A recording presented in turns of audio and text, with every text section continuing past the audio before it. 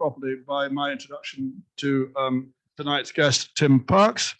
Tim Parks is almost exactly the same age as me, and he was born in Manchester, grew up in Blackpool and then in London, and then was at the University of Cambridge at the same time as I was, though I don't think we ever met, not in a way we remembered.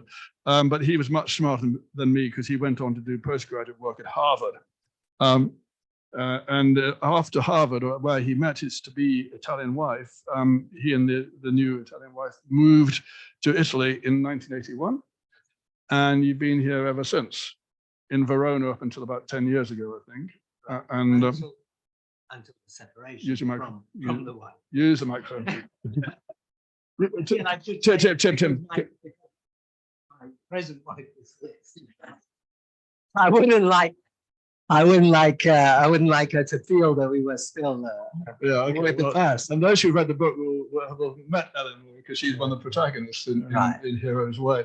I think you taught for quite a long time at the universities in Milan. Well, yeah. I taught for about 20 years in Milan. That's a bit more. But never in Manchester. Right?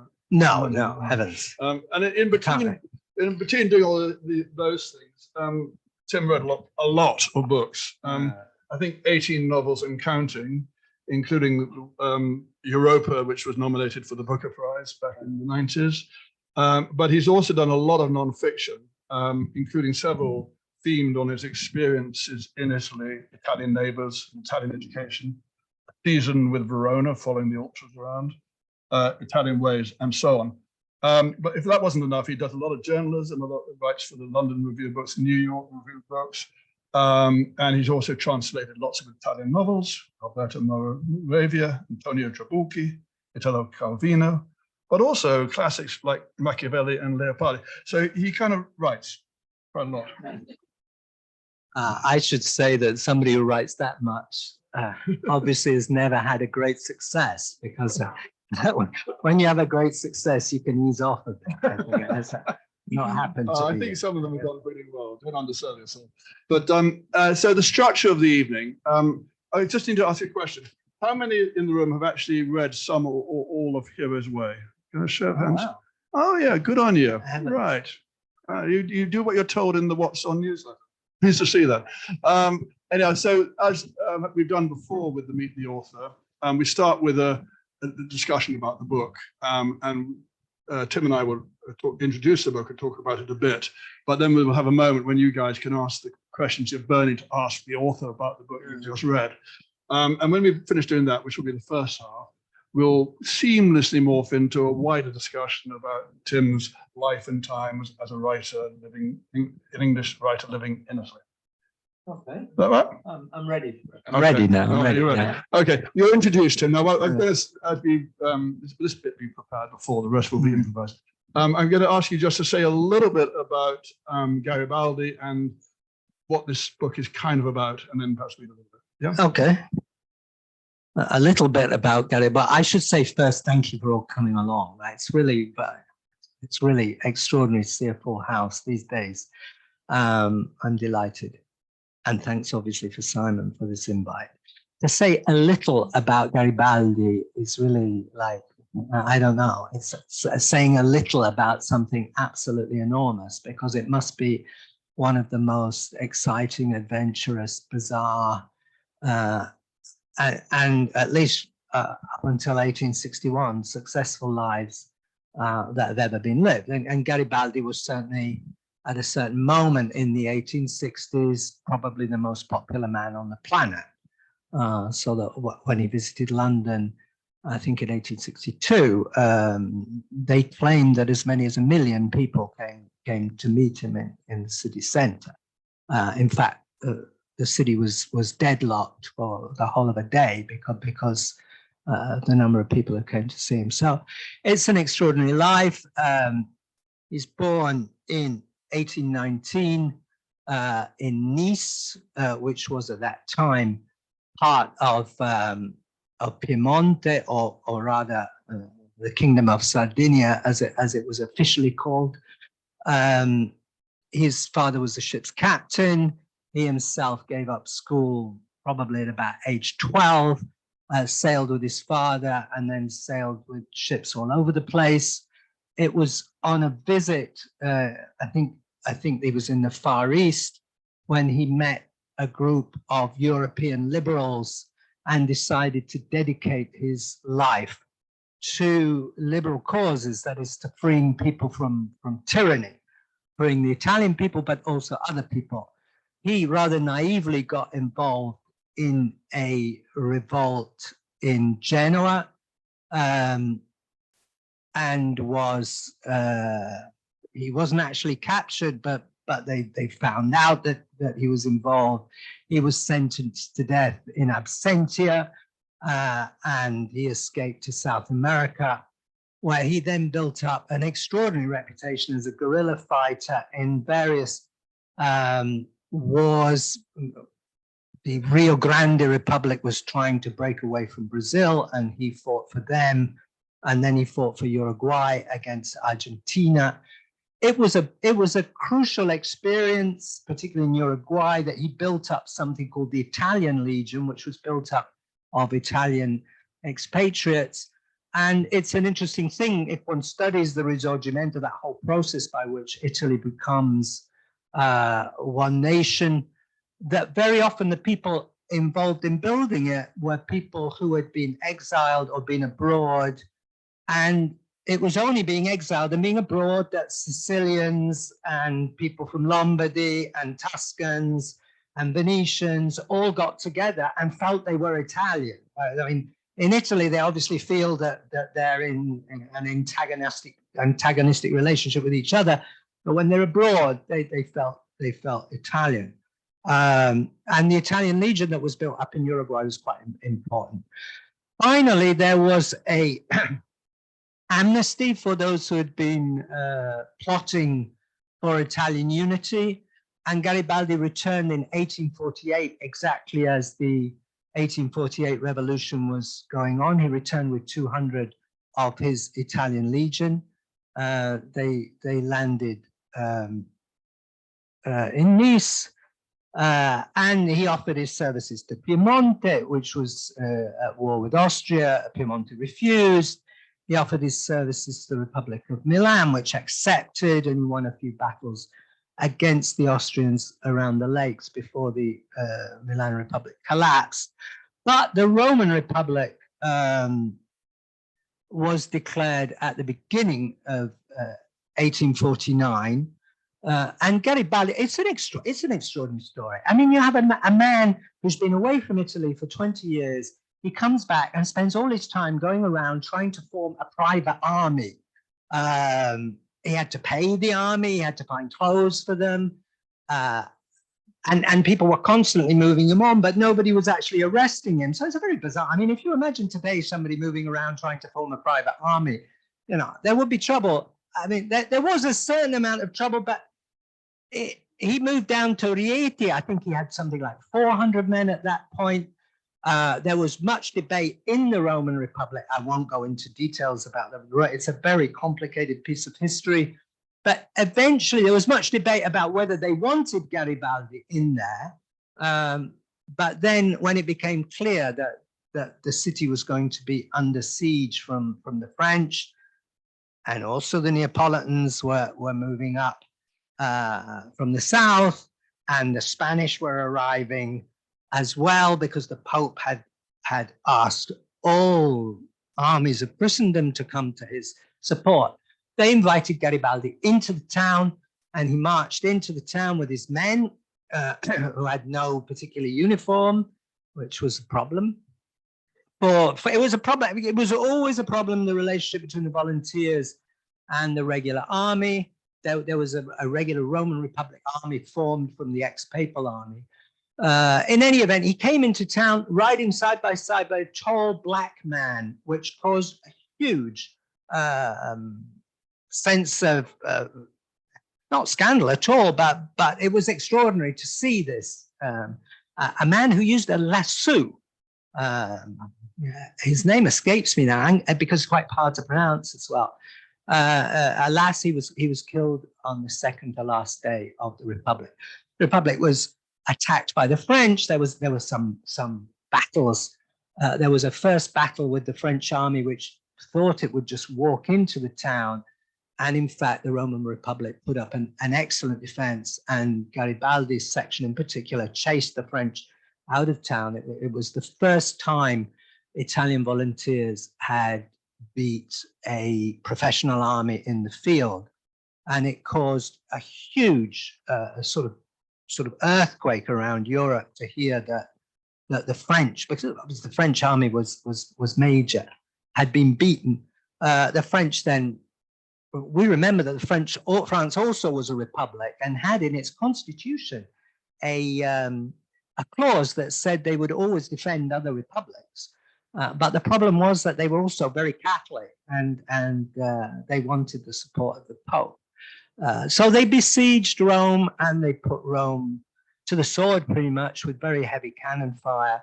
They destroyed, you can still see large areas of, particularly the area around the Janicolo, which were destroyed, various villas and so on. Garibaldi tried to defend the city, although he wasn't officially in charge, he became more and more in charge. Mazzini, who was already there, the great ideologue, wanted to fight to the last man. He wanted a bloodbath. I mean, he said he wanted a bloodbath in order for Italy to morally have this great. Garibaldi didn't want a bloodbath. And eventually, as things collapsed, he invited anybody who would follow him to leave the town, and 4,000 men turned up in the square. Let me just read to you the opening paragraph of the book, because that will then give you an idea of how we move from this rapid story that I've tried to give you to what the book is and what the idea for this book was. So he had 48 hours to prepare for the journey. We've been thinking about it for a year and more. 4,000 infantry had to be organized, 800 cavalry, mules, carts, munitions, food, medical services, a cannon. He was disappointed, having hoped for 10,000. We always knew it would be just us two with our backpacks. Still, we are leaving from the same place, Piazza San Giovanni in Laterano, Rome. The white facade of the basilica looms in the dark, its huge stone apostles silhouetted against the sky. He set out at sunset and had his men march through the night. No smoking was allowed. Orders were whispered down the lines. The enemy must not get wind. Our main enemies, we reckon, at least on this first stretch of the journey, will be traffic and heat. The forecast is for 37 degrees, so the cool of the night is tempting. But to walk along fast roads in the dark would be suicidal. So we are leaving at 4:30 a.m., hoping to cover the 20-mile hike before the sun is high. So basically, Garibaldi leaves the town with his 4,000 men, his 800 cavalry. He doesn't know who they are in particular. A lot of them are probably not men he would have chosen, men who feared that they would be executed if they stayed in the city. He decides to take the revolution into the countryside. All too soon, he will realize that the countryside has now lost all appetite for revolution because the official forces of France and Austria have now taken control. So he finds himself very soon in a position where he feels he's made a mistake. Okay. He tries to get to Tuscany because he's heard that in Tuscany there's support, and there's certainly enthusiasm, but not much physical support. Tuscany, we remember at the time, was now totally under Austrian control, with Florence under the dictatorship of Constantine d'Aspre, Austrian general. They all spoke German. One of the fantastic things is that about 10 years ago, an Austrian researcher produced a book of all the Austrian communications during this period as they tried to catch Garibaldi.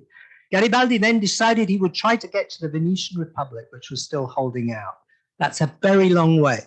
And he was zigzagging all over the place to avoid first the French armies, then a Spanish army near Rieti, then in Tuscany, the 4 Austrian armies. So it was a long war. It finally ends in Cesenatico. And the idea of the book was simply that Eleonora and I would reconstruct this war from diary. There are 2 or 3 diaries available. So we walked the whole way in the same time they did, more or less the same days, which is July and August, and it was hot in 2019. So it was, that's the book really. The book is about, you know, what was this project, then this obsession with the formation of a nation state, obviously at a time now when nation states are looked at somewhat skeptically. And also, what is Italy now, and what is its relation to what happened then? And then just, what's it genuinely like actually doing all that walking? 1848 was probably one of the last times when almost nobody in Italy had ever used any motorized transport. So these men were walking. They didn't have the excellent clothes that we had. They tied a loaf of bread around their neck basically every day in terms of food. Many of them, by the time they got into Tuscany, no longer had shoes. So every town they went through, they would have an appeal for shoes, which often didn't fit. Their gear was carried on mules because Garibaldi needed to disappear. He needed to make the army disappear, which meant leaving the roads, going up into narrow paths, up hills, and so on and so forth. So he couldn't use carts, so they were using mules. There's lots of exciting stuff about the mules. I've probably said enough by way of introduction. I need a question to push me on. So, so there you have it. Tim and Leonora decide to walk from Rome to near Ravenna in 30 days. Yeah, it would be easy if it was straight, but actually you go like this. Because yeah, that's right. Following the zigzags, is Garibaldi tries somehow to not get caught by the armies, which he's quite successful in doing until the very end. And you say that Garibaldi realized he'd made a mistake after a few days out. When did you realize he maybe had made this mistake? Well, this is somewhat of a hypothesis on my part, but so they left Rome pretending to leave Rome southwards. Okay, I mean, almost every time they move, they go one direction and then backtrack. Almost every time, and they almost always leave at dusk and then change direction during the night. So they pretended to be going south, and then they went east to Tivoli. When he got to Tivoli, of the 4,000 men, I think something like 300 had already disappeared. So, I mean, Garibaldi realized that, you know, a lot of people had just wanted to get out of Rome. The other problem was a lot of these men were wounded. A lot of these men. Let me read a few lines from the next paragraph. The square is dead at this hour. San Giovanni isn't lit up. No one has come to see us off. Garibaldi and his men were cheered on their way by a big crowd. The American journalist Margaret Fuller was there. Never have they seen a sight so beautiful, she reported, so romantic and so sad. I saw the wounded laden upon their baggage carts. I saw many youths born to rich inheritance, carrying in a handkerchief all their worldly goods, and so on. So he gets to Tivoli, and you know, he hoped that the people outside Rome, who'd been very excited by the Republican successes, would want to join. And he was welcomed, and they always gave him food, and they always gave them, they always looked after the wounded and so on, but nobody wanted to join them. And as soon as Garibaldi realized that, he realized that the enthusiasm for 48 was over. And Garibaldi's position on this was that there's a sort of, you know, a tide in the affairs of men. and you have to take it when it happens. And he realized that it would probably be, he started saying to everybody, look, it'll be 10 years and then we'll have another shot at this. So that was 49. And in fact, the next shot was in 59 and 60. So he got it exactly right on that. So through the book, you've traced the history of Garibaldi's extraordinary retreat through looking closely at the diaries and other documents. And you imagine what it was like. And you come across, as you move along, lots of memorials to the fact that Garibaldi passed through there. And at the same time, you're telling your own story with Eleonora of at times exhilarating, at times frightening, at times exhausting, uncomfortable process of doing the walk through similar territory. But of course, the territory's changed very much because you now have highways where there used to be riverbanks. And the rest of it. So, and then along the way, you also meet a lot of locals and For sure. all sorts of insights into how they are nowadays and what, if anything, they remember of how things were before. I'd just like you to say a little bit about your intention as a writer of weaving these different threads together. Intention's a big word. I had discovered, I had seen in a footnote on a history book I was reading, a source which was a diary by a guy called Gustav Hofstetter. Gustav Hofstetter was a Swiss German who had been in the Bavarian army and involved in the liberal revolution in Bavaria. His side had lost, he escaped to Rome, and he became the aide-de-camp, first of Luciano Manara, who was one of the great heroes of the Roman Republic, and then of Garibaldi. Garibaldi invited him to be his closest assistant. So he wrote a book which is like 500 pages long about the Roman Republic and also about the retreat. And he was the guy who logistically had to set up the defenses every evening, had to decide how people were going to be moved around, you know, what was going to be on which mule, how the mules are. So it's an extraordinary diary, incredibly detailed. Hofstetter was also a great lover of cafes. So, you know, he was always in the hope that he would get a proper cup of coffee, which is extraordinary, isn't it? And you were hoping for also, I think. Well, also, yeah.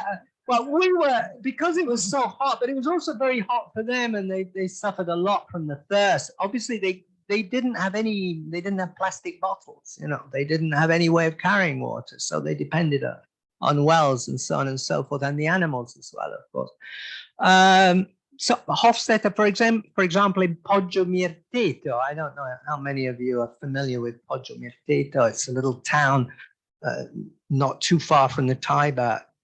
Basically, what he does is he goes to Tivoli, pretending that he's heading for the Adriatic coast. The next morning, he starts heading east, and then, in fact, in the night, turns north, and they go up the hills into the first Apennine Hills, and then double back towards the Tiber. And then he has these 800 horses. He's sending them in parties of 50 in every direction. So he sends a party of horses over towards Ostia across the north of Rome, who draw off the French army, who arrive actually at the coast before they realize they're not following the main army. And meantime, he moves up north. And in Poggio Mirteto, Hofstetter gets his first good coffee of the trip, and is amazed to find that the owner of the only cafe in Poggio Mirteto was Swiss German. So he had the great pleasure of. So you know, there was a lot of. I was asked about my intention. I realized that I've moved around, but when I discovered this diary and looked at it, I just thought, you know, what a great summer that would be. I said to Eleonora, "Do you feel like a walk? You know, we could do a big walk." And like, we really thought, well, this is going to be a great holiday. Obviously, you know, Garibaldi had a lot of problems about where am I going to have these men sleep? Where are these men? You know, they never mentioned going to the loo in the whole of the book, which is extraordinary because you've got 4,000 men. It's quite a difficult thing because you had to be very careful not to upset the local populations because you wanted them on your side and you knew that the church was preaching against you everywhere. And in fact, he mainly had the men stay in convents on the outside of town because a convent, has its grounds, it has facilities, it probably has a supply of food. And there was then the whole problem of, if you like, I'll read another little bit. This is, again, fairly near the beginning. This is the day, first Tivoli, then we stopped in a place called Monticelio. And then you go to Mentana, Monterotondo, etc. The pleasure of leaving before daylight, the household still asleep, sneaking down the stairs, shaking the dust from your feet. You don't have to have disliked the place. You're not avoiding any chores. It's simply freedom. I'm going too early for the grind of goodbyes. Or rather, we're going, we together, taking with us the boiled eggs the landlady left for breakfast. Did Garibaldi's men feel something of this? The joy of moving on, not knowing what the day would bring, but knowing it would not be the same as yesterday. Free in the wide world to savor the elegance of the bulrushes and the blue of the cornflowers, the smells of the lavender and mint, the bray of a donkey, striding towards distant hills at dawn. Maybe. Or maybe they were just cursing to be prodded from their sleep in the early hours.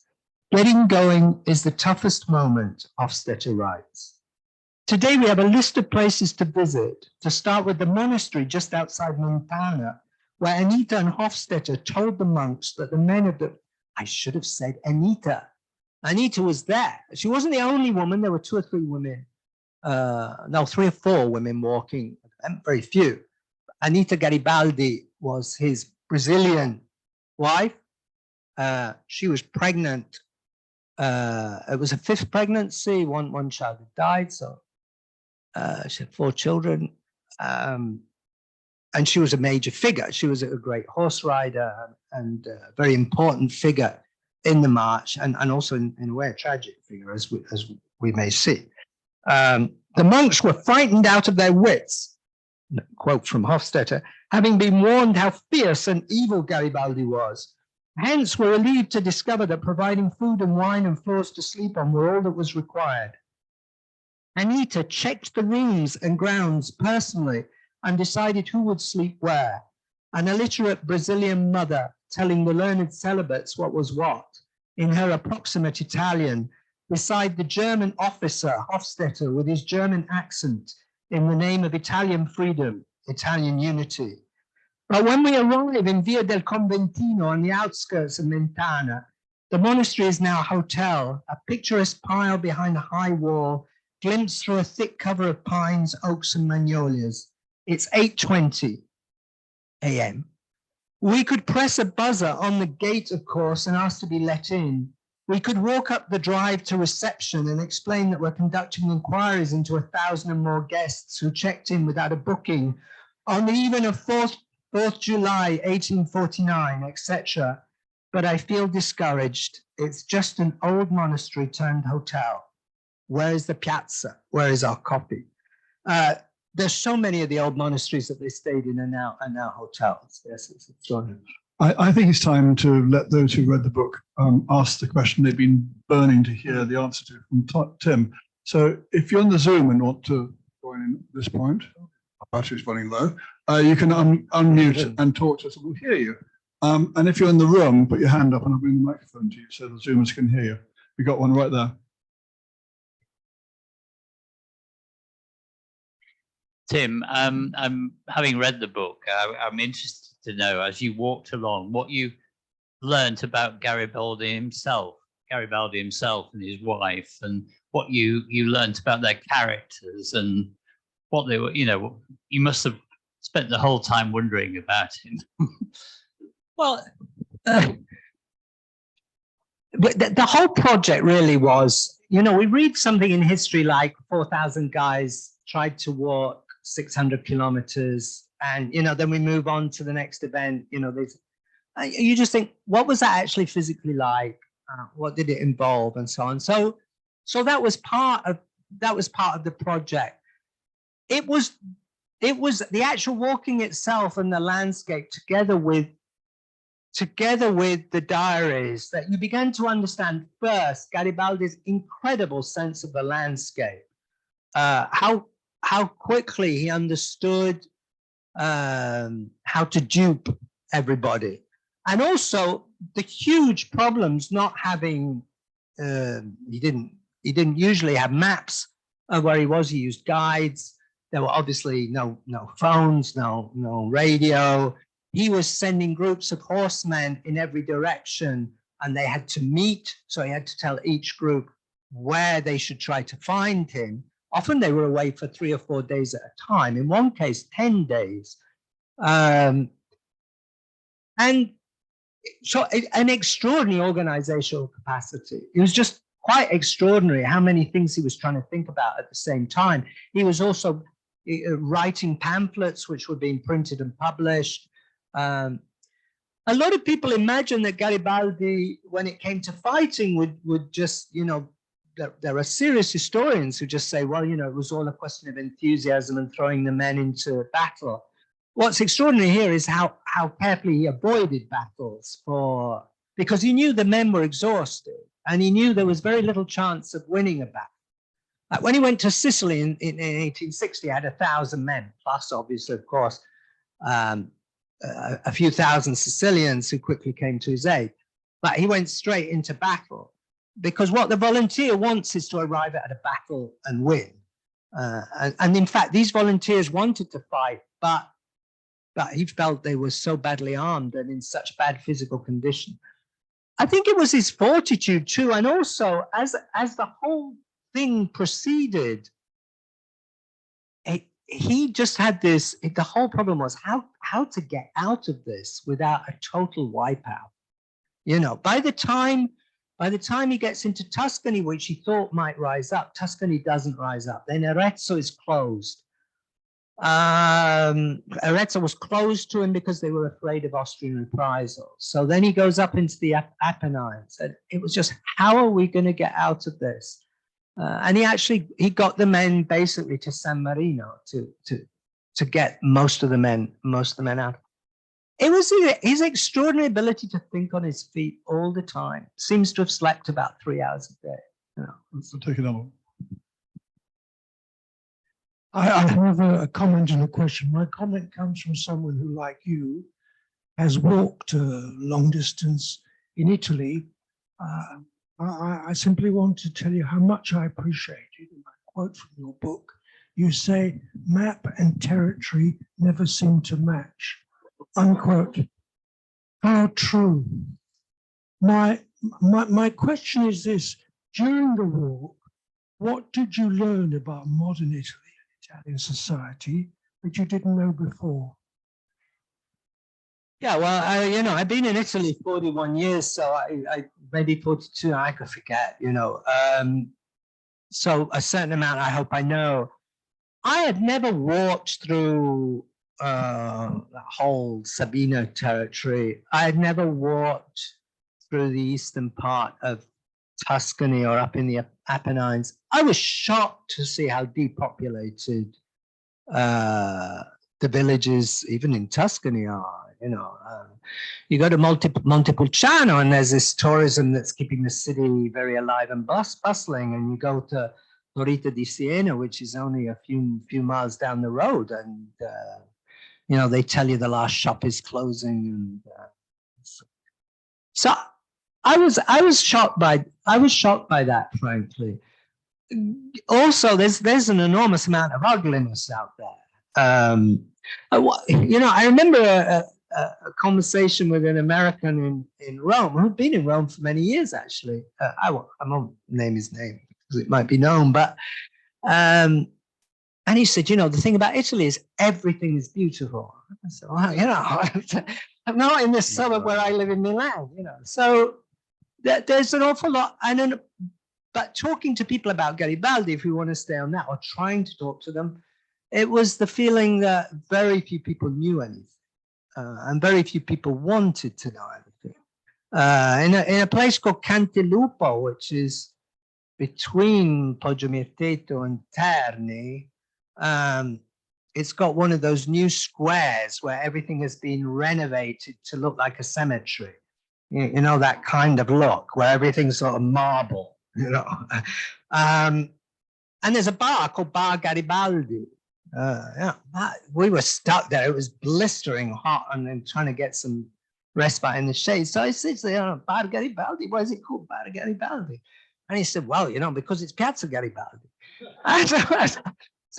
So why is it called Piazza Garibaldi? Well, everywhere's called Piazza Garibaldi. I said, Garibaldi actually passed through there. No, he didn't. You know, I said, oh, okay. Very good. I'm going to invite the Zoomers to, if they either want to talk to us on mute and say something, or if you prefer, you can put it up on the chat, because I can see the chat and I can read it out on your behalf. There's a Zoomer who'd like to intervene.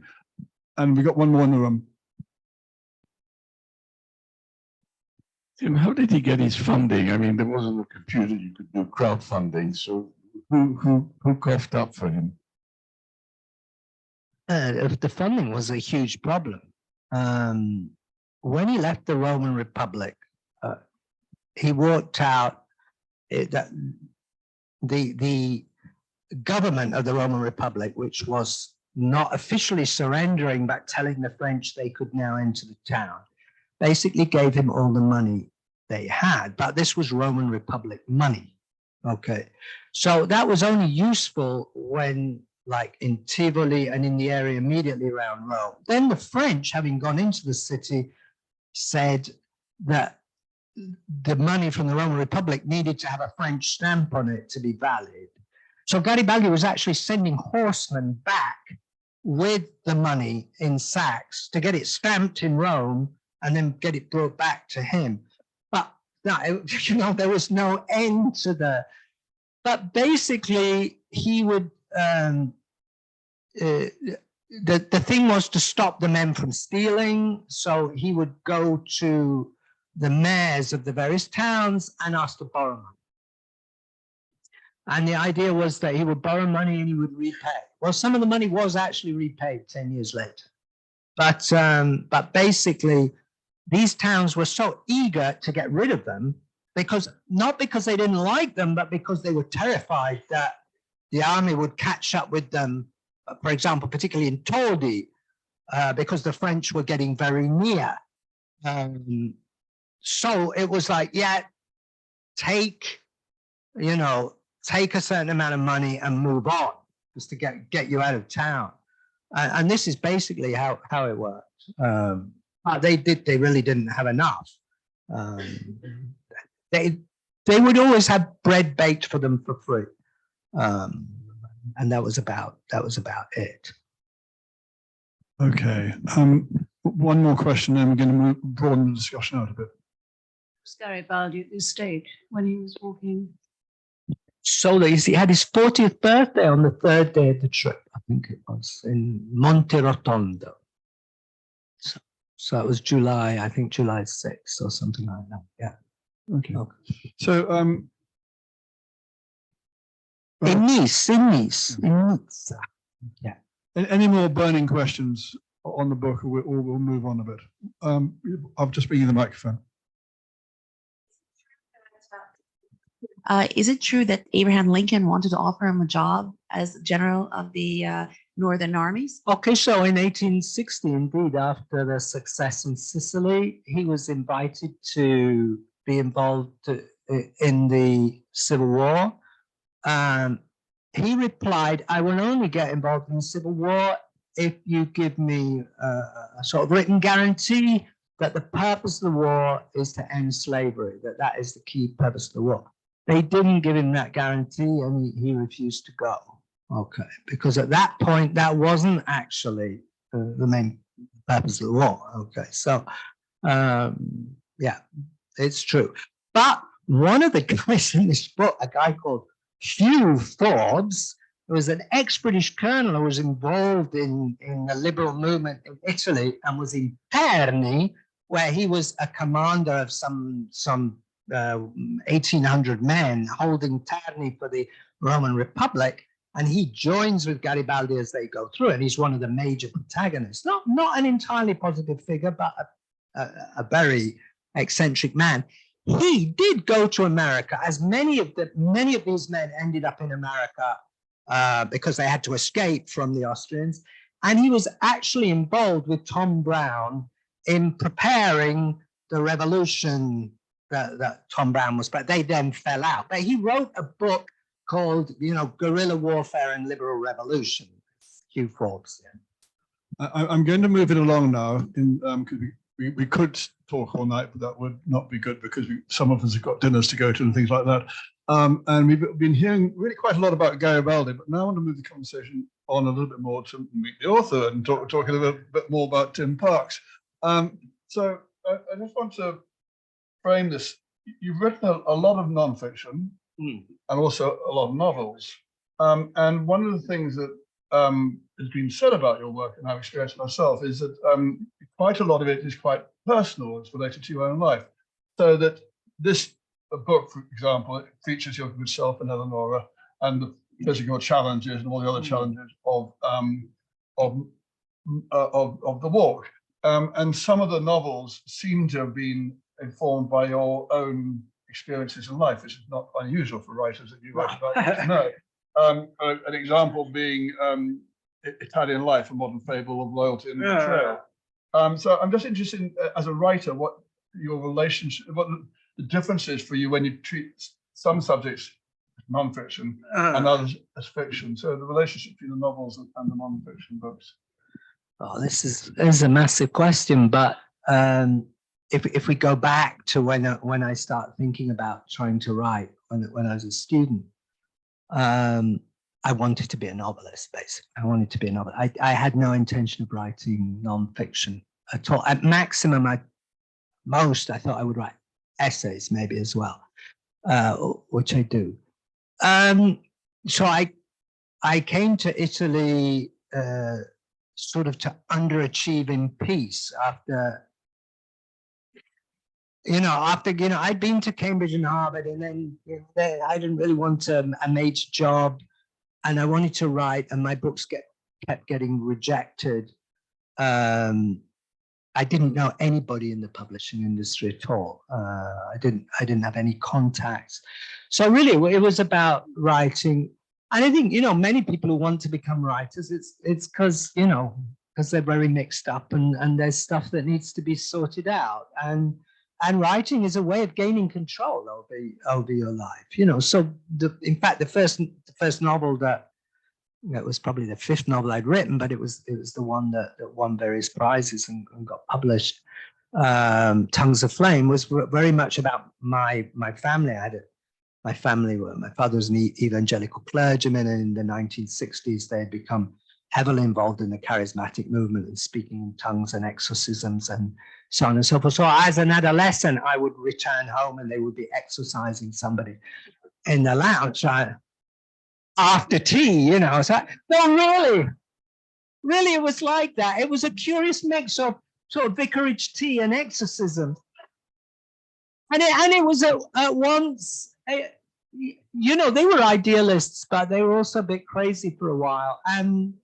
And there was a very big bust up in our family when they tried to exorcise my brother, who was a difficult person and still is, but also wonderful.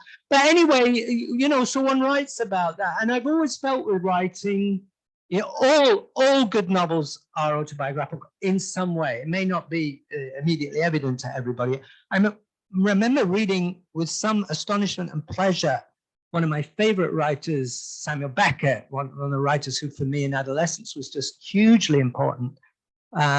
When his first biographer, Deirdre Bear, went to see him, she got out her notebook and he said, "Oh, so the first thing is, yes, it is all autobiographical." So all the work was autobiographical. Down to the problems with the shoes in Waiting for Godot was all about walking across France during the occupation, and Beckett had terrible problems with his feet. So yeah, it is very different when I do a book like this. It's much more open and breezy, and I'm a much more friendly person when I'm talking about Italy and about just a, you know, when there's an element of reportage, and it's not really about me, it's about Garibaldi, it's about history and so on. When one's writing the novels, obviously you do a lot more work to cover certain things up because you don't want anybody to be hurt by the book. But also there's probably a lot, the books are a lot darker. It's a lot more emotional investment in those books, yeah. Interesting. And I'm also interested in the translation work, and by extension from that, your relationship with the Italian language. There's a hilarious little episode in the book where you're in yet another piazza looking for a bar to have a coffee. Yeah. And after you've been in there for a while and you've left, the barman says, so which bit of Italy are you from? And you described this as being a moment of great triumph. Last you got away with your foreign accent. Whereas Eleanor not having a bar, she's basically saying that's absolutely nonsense. But I'm just interested in your and also just to finish framing the question.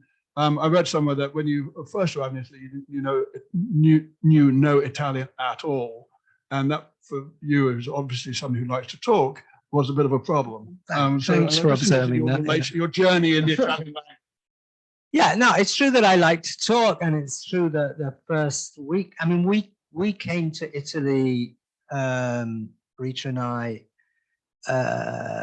very much on spec, just to see, you know, are we going to stay a month? Are we going to stay 6 months? She Italian, disliked London, so she was eager to come. I'd met her in Harvard. I found learning Italian extremely difficult. People say it's an easy language, you know, let them. I learned Italian basically because at that time there were, you know, you couldn't get an English newspaper very easily in Verona. You couldn't get English radio very easily. You know, all our friends were Italian, and that was it. And that was good. I'm so glad that was the case. I think it's very difficult now to immerse yourself in a language in the same way. I would spend all afternoon in the library in Verona reading novels by Natalia Ginsburg or Cassola or Moravia. And then people asked me to do commercial translations, and I did. And then finally people asked me to translate books. They asked me because I kept knocking on the door, as it were. No, I mean, you know, if you want to do something, you have to knock on the door for a long time. I mean, I must have spent about 5 years writing endless letters and sending samples to people before I got a break, because there was a book by Moravia, the book of short stories called La Cosa, cioè Moravia, you know immediately what that cosa is. And so they were basically semi-erotic stories.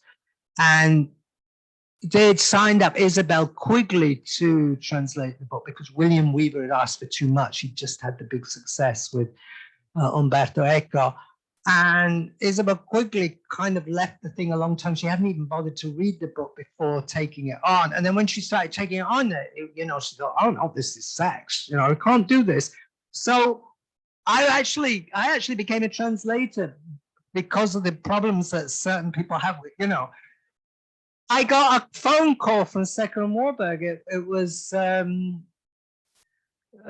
Yeah, I'd gone to talk to them. They said, "Okay, so can you translate this book in 6 weeks?" I said, "Yes." You know, and that's how I started translating. And then I started talking about translation and thinking about translation. But basically, the Italian language has been an enormous gift to me. You know, and the coincidence that I came to Italy to live has just been enormously enriching in helping me understand English as well, and so on.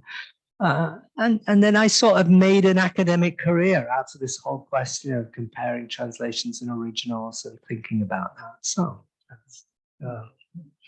and who translates your books into Italian? Well, Eleonora translated this one and various other recent. Eleonora studied translation university where I taught, so there might be something there about how we met. Yeah, and yeah, so she's been translating these books, and she's brilliant. So if you read the book in Italian, there's also the pleasure that in the Italian, all the many quotations in the book are in the original, whereas in the English they're not. So yeah. Whether diary's not written in German. Well, the Hofstetter diary was written in German and translated. It wasn't quite an instant book, but almost. It was published in, I think, 1850 or 1851, which is pretty quick. Certainly, you couldn't do that today with the times of British publishing, that's for sure. It's at least 2 years between when you write and when they publish. But it was immediately translated, like it wasn't published in German, it was published in Italian in a translation at the time of somebody from Genoa. So it has a wonderful Italian, very curious Italian of 1850 coming through German. And Hofstetter spoke Italian badly, and he was always furious when people criticized his accent. So I mean, that was one of the reasons why I felt a certain affinity to Hofstede. He's saying, like, I'm here trying to help you make a country, and you're laughing at my accent. He would get him. Hence the moment in the bar. But by extension from the language, you've written several books about Italy and the Italians, and your very first one, Italian Neighbours, was a sort of kind of a counterpoint to A Year in Provence and all that kind of stuff. Because the publisher wanted you to write a book which made middle-class people want to buy property there, but you didn't quite achieve that. No, well, I had never meant to write about Italy because there was just so much stuff about Italy. And I was contacted, I think it was Hamish Hamilton. They said, look, there's this wonderful book, A Year in Provence. We're making an enormous amount of money for it. And they said, you could do this, because they had rejected some of my novels. And I wrote back and I said, look, I've looked at 20 pages of A Year in Provence, and, okay, I can understand why it's selling, but you can see from what I write in my novels, this is not me. And they said, no, you can do it. You can do it. So I started doing it, and it really was a very crucial moment. But I'd been in Italy 10 years. I hadn't been 1 year I'd been in Italy 10 years, and there was a lot to write about. And I was writing about a small condominium in out-of-town Verona. And suddenly I just thought, boy, there's so much interesting material.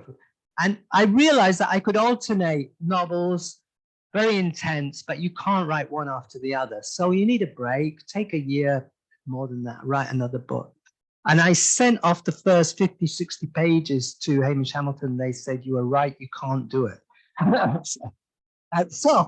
So then I did it anyway, and I published it with the publisher who was publishing my novels, and that book has been successful. And the guy Hamish Hamilton did write to me and say, you can do it, but it was not what we wanted. Yeah. So yeah, yes, the books about Italy are actually quite different. A book about the neighbors, a book about bringing up Italian children. I was a season ticket holder in Verona at the stadium for 10 years. So that was a book about the community of football, but also about Italy as it manifests itself through football. A book about Italian railways, because of all the commuting I did from Verona to Milan for many years. And then Italian Life, which is not my title for the book. It was to be called Italian Universe. And it's a novel, really, not sort of a novel and not a novel. And it's really about it's really, how do Italians operate together? Like, why is it different in an Italian workplace from a British workplace? And how does it work at the university and the workplace? So it's a book in third person. There's a figure like me, and there's a figure. There are lots of students as well, because over the years I've known many students, and it's a lot about Southern students in Milan, but also about this terrible and wonderful Italian obsession with belonging, which means that whatever the rules may be about the university, about how you get a job and what happens in the university, the only thing that matters actually is forming the right contacts and being drawn into the group. So it's about that tension between what is the official world and what is the real world, and the constant attrition between those two things. I would say that of my books on Italy, it is not the most jolly, but I tried to bring into it too an awful lot of Italian literature, because you know, the students are studying literature, the teacher is teaching literature, so you can bring in Ginsberg, Pasolini, who I recently translated as well, Pavese, who I've also translated, and lots of, you can bring in anecdotes from their work and show, or even going right back to people like Basile, the great Neapolitan fable writer, and show that there is kind of a sort of software, a sort of way of doing things, a dynamic that hasn't actually changed enormously. What changes is how it manifests itself. So I try to be serious and also to have fun with these things. Yeah, the jolly one is the season with Verona, where you have a riotously funny time all over Italy, including quite a lot of disgraceful times, but it's good. Yeah, riotously funny time. Yeah, all night on the bus with guys drunk and coked, and I thoroughly enjoyed myself. I can't tell you what a great time. I remember the Times said Park strangely seems to have an attraction to Yobbish life. Well, you know, I won't say what I would say to that. It was a wonderful time. It wasn't politically correct. An American from California wrote to me and told me I must rewrite the book to make to eliminate certain, you know, cancel culture is very much with us as a writer. We're very much aware of it. You know, they're now, I did think of asking them, you know, to refresh the jacket recently and put in, and then I thought, I don't want their new sensitivity readers going through this book, because, you know, at least half of it, of Season with Verona would have to go. So yeah, that was again, you know, that book theoretically seems to be about football, but and in fact, my German publisher refused to publish it. I'm not reading a book about football. Then about 2 years later, when I published it with a paperback publisher, had been successful, she read it. She said, "Tim, it's a wonderful book.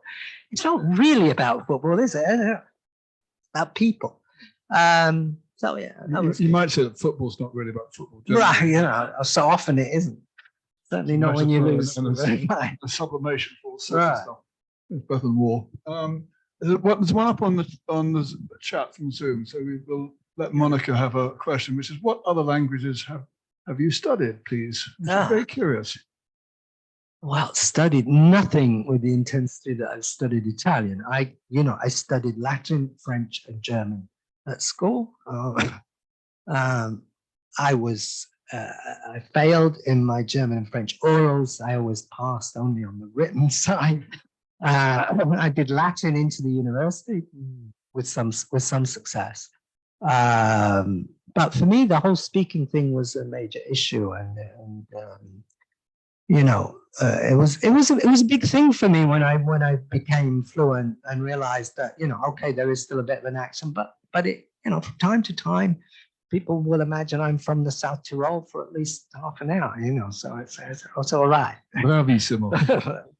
We're going to ask one last question, slightly different area, and then we'll have 5 minutes at the end for any thoughts or questions from the audience. So one of a very different kind of book, and I think a very successful book, was Teach Us to Sit Still.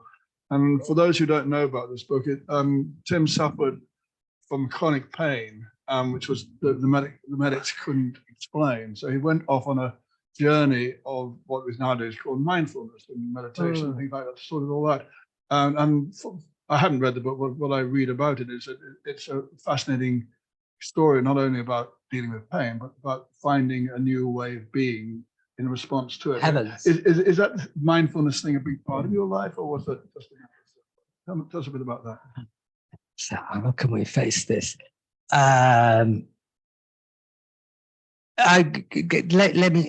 So I found myself suffering from extreme abdominal pain, and also various troubles, which, you know, the doctors wanted to do things like, you know, they said, oh, well, definitely prostate operation, definitely a bladder problem, definitely this, that, and the other. And, you know, the more, but they couldn't actually, it became clear that they didn't quite know what was going on. I did finally, after many adventures on the net, find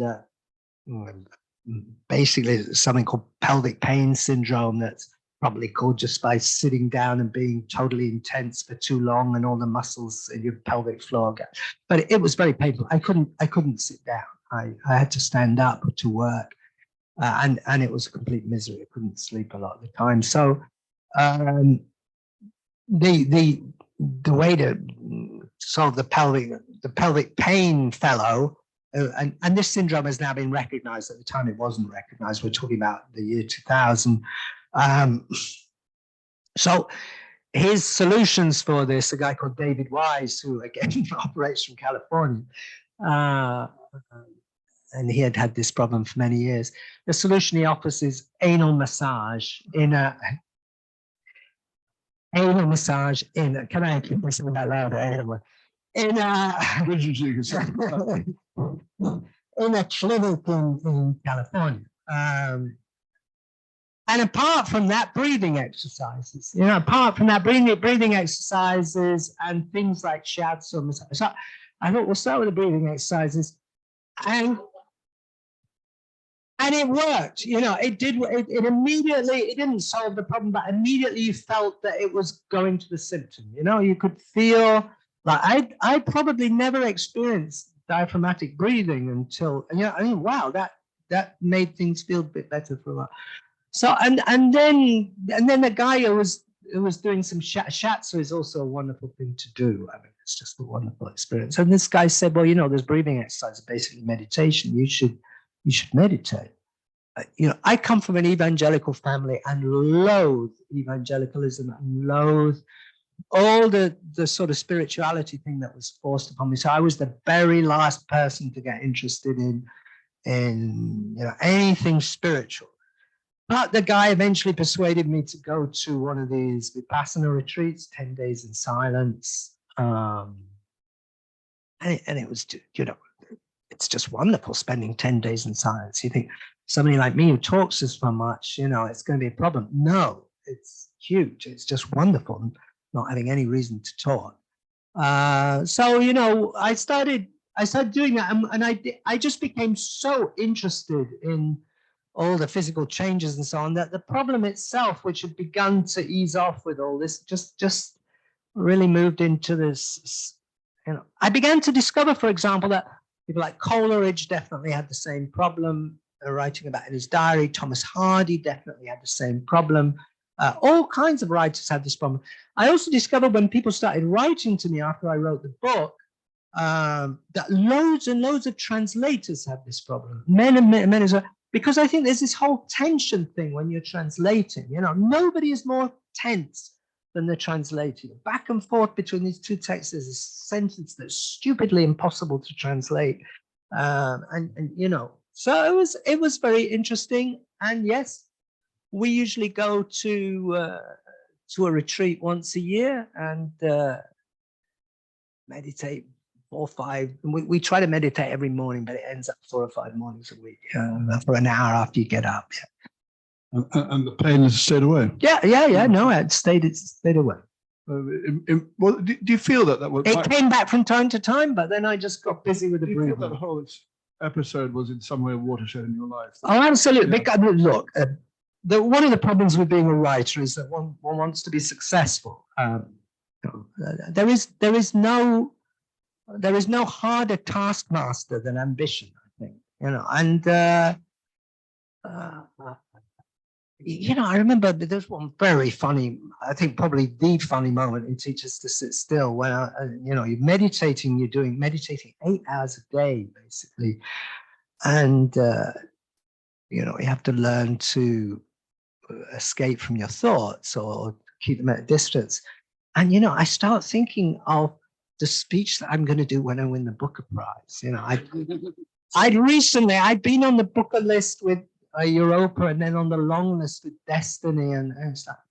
And I just think, no, I don't care. You know, this is just absolutely ridiculous. You know, so it was a wake up call. Let's put it like that. Fascinating.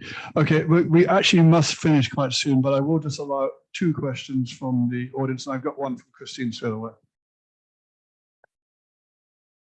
Hello. Congratulations on the walk side of things, which I was particularly interested in because I've walked a long way too. But I wondered what next? Is it walk or book? Oh, okay. Yeah. That's a very good question. I mean, we were so excited by we already walked a lot, but that long walk was really extraordinary. Then, of course, COVID arrived. So I finished this book. You know, it was the freedom of that walk was extraordinary. And Garibaldi's all about freedom. And then suddenly you're stuck in your apartment, you know. So I'm writing about those wonderful experiences stuck in the apartment. Then, you know, as soon as we could get out of the house, we did a walk in Sicily basically did the walk of the 1,000, which was not so long. It was about 170 kilometers in Sicily. And that will be a book too, a very different book from this in many ways, but that will be a book. And last summer we walked, we did a walk that D.H. Lawrence did in 1913. He walked from Constance to Como. Okay, so walked southwards across Switzerland. I have an excellent idea for a novel around that. That's not really about the walk, but that takes place. So, you know, there's a lot of walking, a lot of writing to do. Before I take the last question, I'm just going to do a commercial for our friends from Paperback Exchange, who've got 4 of the books on sale: Hero's Way, A Literary Tour of Italy, Hotel Milano, Italian Life. So if you want to get your copy, they're all beautifully discounted as well, about 10 or 15% discount now. And so if you want to buy a book, and if you ask him nicely, Tim will probably sign it for you. So that's good. But we've got time for one last question before we get on to books and signing and wine. Alan.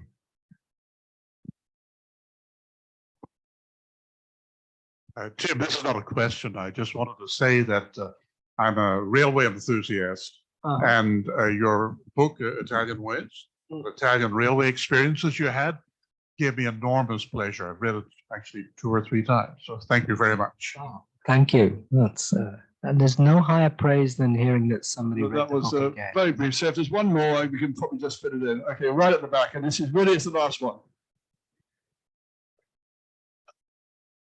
Hello. Can I ask a general question about the differences between Britain as a society and Italy? Is that something you can touch upon as an expert? Very briefly. I mean, I would say Britain is quite. Well, I mean, you know, read Italian life as a starting point. But let's just say, I'll just say one thing. In every conversation, in every group, in every community, there will be some value or polarity values that dominate. You know, it might be independence, courage, etc., courage and fear, or it might be good and evil, or it might be winning or losing, or it might be belonging or not belonging. Let me say that in Italy, whatever way you look at it, at the end, it comes down to who's in and who's out. You know, the government won't leave anybody out. Well, isn't that the thing that Italians always say? There's been a disaster. We won't leave anybody alone. And you know they will. But that's what they say. That's what they say.